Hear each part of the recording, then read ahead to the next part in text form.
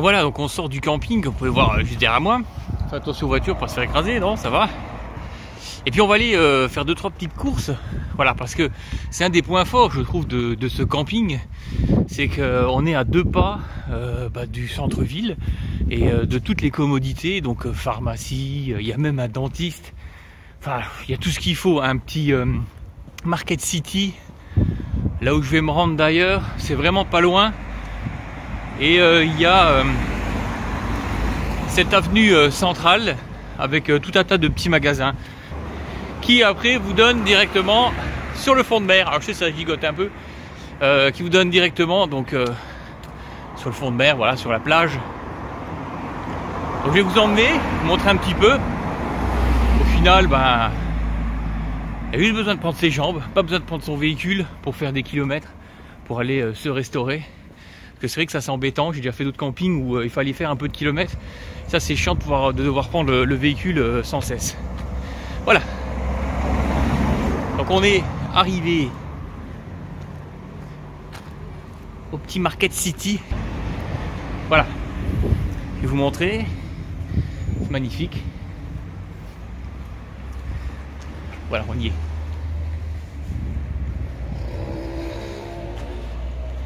Il est juste ici. Et là, on a toute l'allée avec tous les petits magasins, les petites commodités.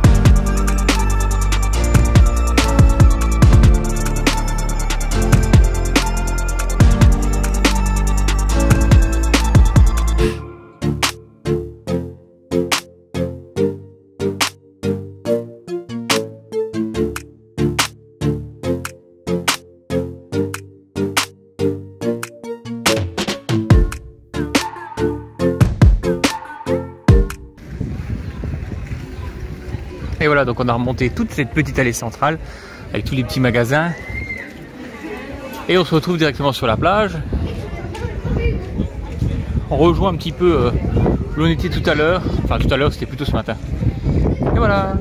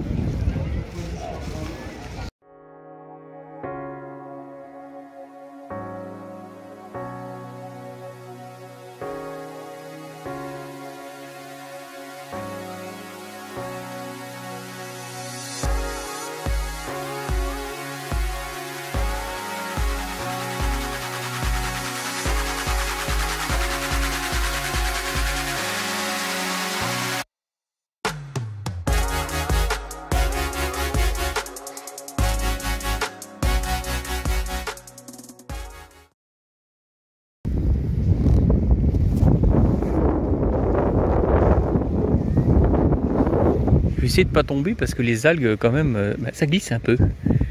Mais regardez, on voit bien le sillon de l'eau qui s'est retiré. Je trouve ça vraiment beau. Voilà, donc c'est les petites activités qu'il y a autour de Luc-sur-Mer.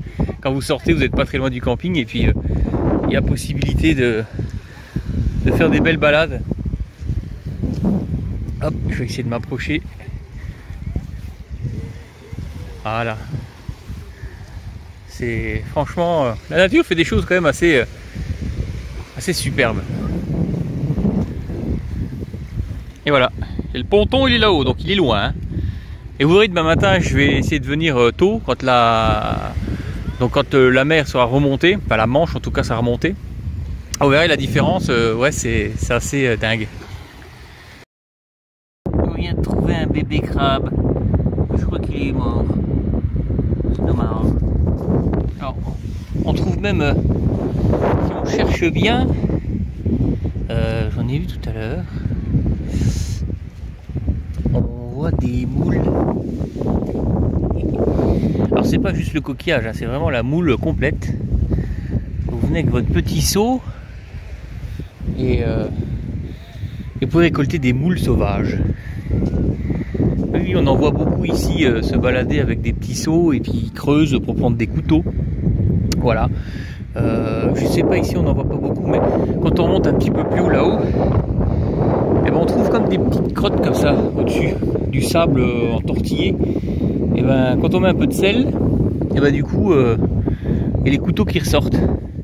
Voilà, des petits amusements. On trouve aussi des jolis cailloux, tout rond. Vous voyez là il y a des moules. Bon, celle-là elle n'est pas complète. Ça non plus, c'est déjà fait manger. Voilà, je vais trouver un beau coquillage. Du coup, là j'attends qu'il sèche et je le mets dans ma collection, dans ma peau. Ouais. Ouais, non mais là on voit les. Oups là. On voit les petites crottes comme je disais. Voilà, donc ça il me semble que c'est des crottes de couteau. Je peux dire ça comme ça. Mais oui, ouais, il y a pas mal de choses. Il y a moyen, si vous êtes des connaisseurs, il y a moyen de trouver des fruits de mer. Voilà. Moi j'ai trouvé un gros crabe. C'est vrai. Ah, Jules a trouvé un gros crabe. Où il est le gros crabe? Ah oui, d'accord, oui, effectivement. Il est plus gros que l'autre.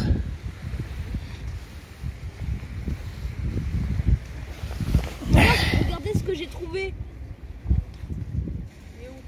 Là, il le prend dans sa main. Voilà. Rince-le. Crabounet. Il est vivant celui-là? Non, il est foutu. Il bouge un peu, mais ça c'est les nerfs. Ça. Voilà, un beau crabounet. Oh, moi je fais la recherche des crabes. Hein. Voir des vestiges comme on voit là, juste ici, là, hop là, ici, là. On voit beaucoup de vestiges de crabes complètement bouffés ou éclatés. Donc je pense que c'est les mouettes qui sont passées déjà avant. Alors ils sont fait un festin. Entre les moules, ils mangent bien les mouettes, ils mangent bien. Donc voilà, au-delà de ça, au-delà des petites balades qu'on peut faire sur la plage quand la mer s'est retirée, et ben, il y a également tous les musées concernant bien sûr les plages du débarquement, hein, parce qu'on est en Normandie. Donc nous on a fait 2 musées, donc c'est le musée du mur de l'Atlantique, ouais, et le commando numéro 4, voilà, qui se trouve à Ouistreham.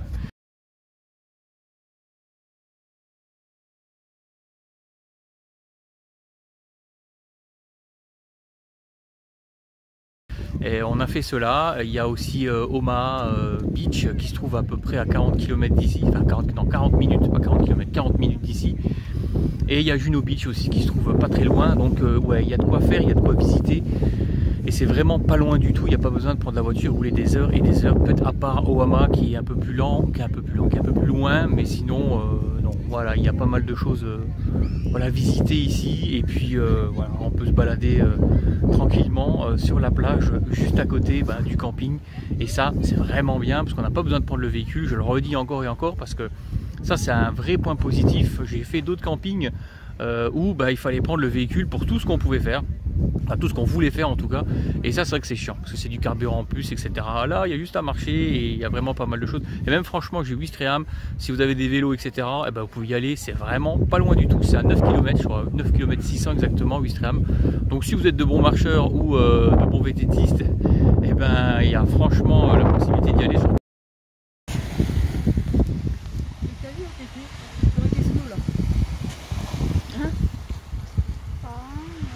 Damer la plage, t'as vu, pour recevoir le...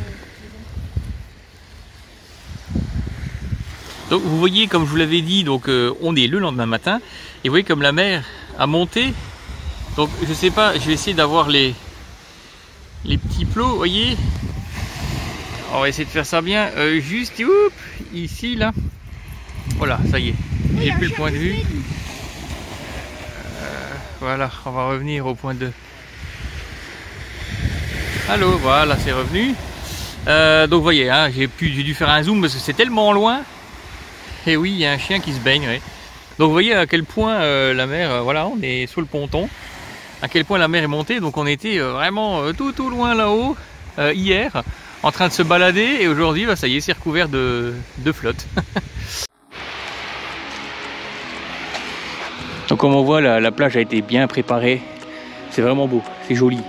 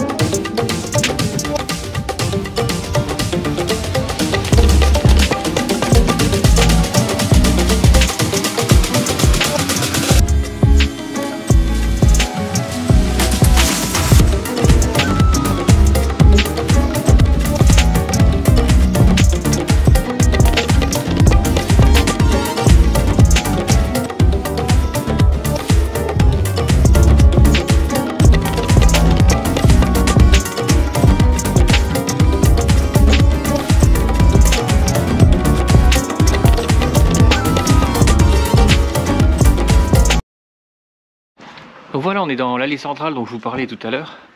Donc c'est vraiment très calme. Après, on est le matin, mais même la journée, hein, s'il n'y a pas foule non plus. Et c'est plutôt agréable. Voilà. Si vous voulez vraiment voilà, du repos, du calme, c'est vraiment Luc-sur-Mer, c'est vraiment top. Après, je ne sais pas si c'est le moment, la saison, le temps qui fait ça. Mais en tout cas, c'est vraiment très calme et ça, j'apprécie énormément. Par contre, là, je vais vous montrer un truc qui est vraiment sympa. Faut au moins avoir une fois dans sa vie, je pense. C'est enfin, c'est pas le musée de la baleine, si ça s'appelle comme ça, le musée de la baleine. Maison de la baleine. Le quoi? Maison de la baleine. J'entends pas. Maison de la baleine. La maison de la baleine, voilà, c'est le maison de la baleine, la maison de la baleine. Donc je vais vous expliquer pourquoi et on va voir ça tout de suite.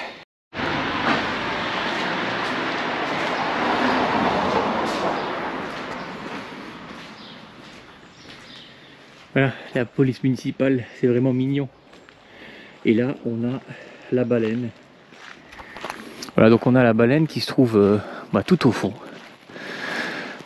Donc c'est une baleine qui s'est échouée, il y a bien longtemps d'ailleurs, pas loin de 200 ans.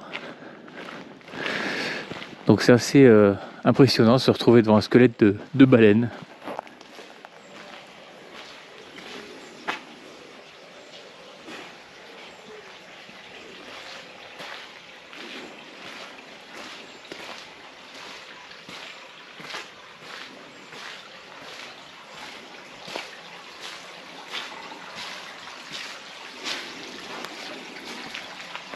Voilà, donc on est face à la baleine.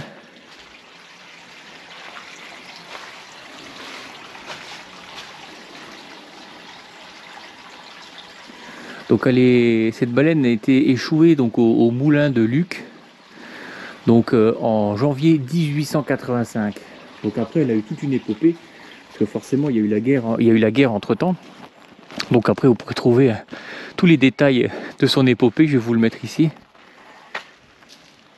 Voilà. Donc elle est partie à Caen, ensuite elle est revenue en 1887, donc ils l'ont restaurée, etc. Ils ont voulu la détruire et puis au final le maire, donc Pierre Laurent, donc a proposé de l'accueillir donc au parc municipal, donc juste ici. Hein. Donc on peut voir donc les photos et depuis elle est restée là. Donc ça fait quand même un sacré bout de temps. Et ensuite au-delà de ça, vous avez la possibilité de visiter un petit peu, c'est un parc. Petit parc avec de belles fleurs. Voilà, pour se détendre, c'est bien, c'est zen. Et voilà pour cette petite escapade donc en dehors du camping La Capricieuse. J'espère que cette vidéo vous aura plu. N'oubliez pas, laissez des petits pouces bleus, abonnez-vous, c'est gratos. Mon séjour s'arrête ici. Demain matin, on prend la route direction Disneyland, là où je vous donne rendez-vous. Allez, ciao ciao.